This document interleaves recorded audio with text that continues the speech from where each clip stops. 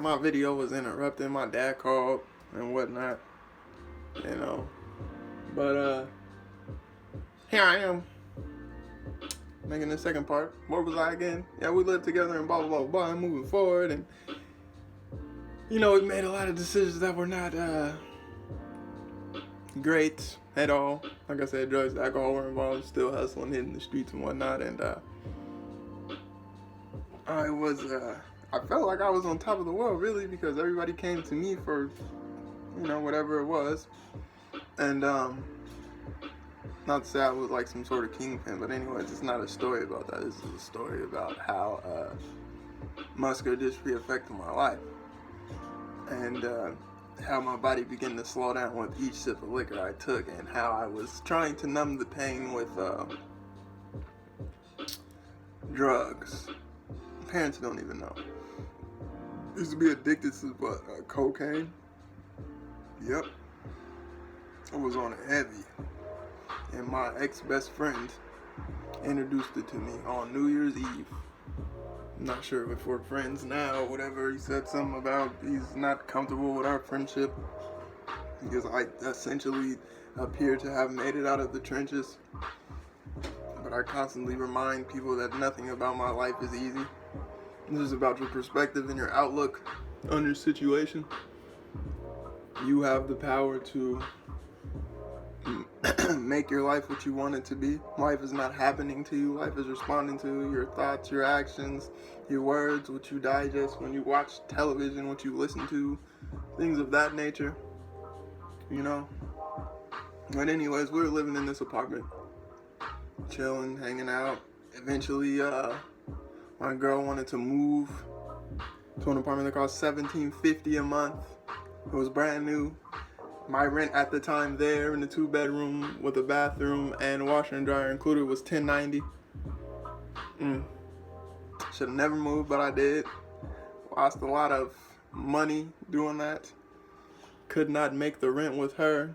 Everything became rocky. Ended up leaving her. She said one day, she said, "Oh, I don't love you anymore." And I told her before, if you ever say that to me again, I'm leaving. I left that day, took all my money, went and grabbed some alcohol, picked up the vultures and the leeches, and spent money on liquor. Got involved with this girl that she did not want me getting involved with. Little did I know I was on her list of the guys that she needed to get under her belt, another feather in her hat, right? And a good feather at that, you know? But she was my, I guess I could call him like a little brother, baby's mom. And I was not thinking about that at the time. My mind was so lost. I was drinking every day, rolling around with her, and doing a bunch of things. And so I'll give you a story as to why we ended. We ended because her mother, mind you, okay, at the time I was at a hotel with my ex, and her mother texted me in the morning and said, "Oh, so-and-so stole my car," or stole her, she had foster parents, and then her real mom, I met her real parents and her foster parents. She said, "So-and-so stole my car," or she stole her foster parents' car, and she said she took the car to go see you to patch things up.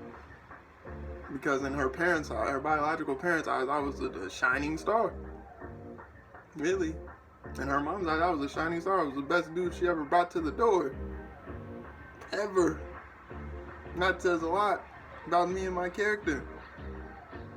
And I texted her back. I said, "I don't know what madness you guys have going on, but with all due respect, I would never tell her to steal your car. Or enable her to steal your car, or make it okay for her to take her car just so we could patch a relationship up. I said, I'm out and blah, blah, blah at this motel. And I don't know what type of sick game she has going on, but I am not a part of it. I assure you that." Mom says, "Thank you, no questions asked," right? And she calls me. I'm with my ex at the time again. The girl calls me and says, what's up, what's going on, blah, blah, blah. And I said, nah, what's going on with you? Why'd you tell your mom that, you stole the car to come see me when you did not come to see me? And apparently you came back with hickeys on your neck. Why are you even, pretty much, why are you on my phone? Why would you use me in your lie and think it's not going to get back to me? That's how much respect her parents have for me to inform me of what was going on. And I was with her running around, here and there, and she had a kid and whatnot. Like I said, it was my little brother's baby's mom. And she switched up her whole mode. Like, well, whatever then, da-da-da-da-da. And it started to get disrespectful, and I'm like, okay, whatever. Hung up the phone in her face. She kept calling, texting, and hey, you're gonna run back to that girl, and blah, blah, blah, blah, and I don't have time for this at this point. I'm gone. I don't think she's ever been dumped before, or left. She's a power seeker and a drama stirrer, so she always has to put herself in a position where she controls the narrative of the situation. And I wasn't having it. My mind was not fully intact, but it was intact enough to know that she was not for me. And that if I didn't nip that in the bud right away, that she would continue to use me as a scapegoat because she knows I'm good with my words. So I could tell her mom anything, but I won't be a part of that lying to your mother and whatnot. No. Like, I sat on your couch and met your little sister and slept upstairs in your sister's bed, and she had to sleep somewhere else, and I have immense respect for them. They fed me and whole 9 yards, let me stay there over the weekend, and I was just there. But anyways, that's how we ended. So I ended up going back to my ex, and this, my friends,